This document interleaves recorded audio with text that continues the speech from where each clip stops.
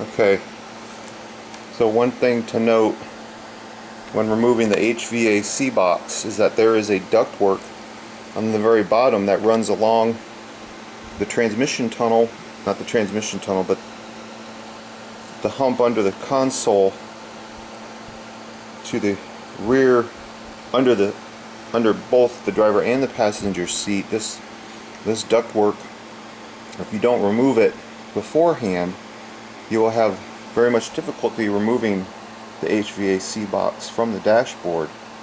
So first, before you do anything, is remove, unlike the mistake I made, is I didn't remove the driver's side seat before disconnecting the battery. Being the seat is too far back now, I can't get to the rear bolts to remove the seat in order to lift the carpet, in order to remove the ductwork that is under the carpet, in order to slide that ductwork rearward to get the HVAC box removed. So what I had to do is just take a sharp knife and cut it.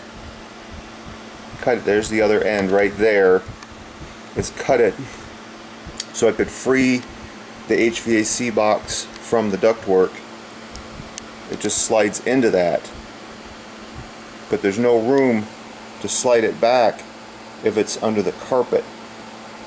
So it would just get reattached with some foil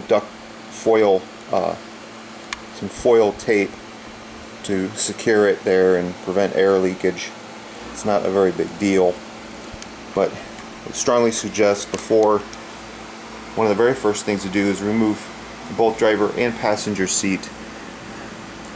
Pull the carpet, the front carpet, all the way to the back and remove that ductwork that is under the carpet. Very first thing.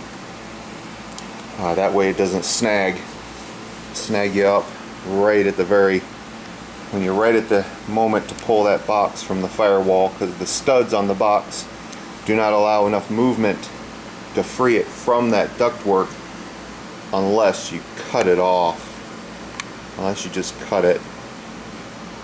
So that's it.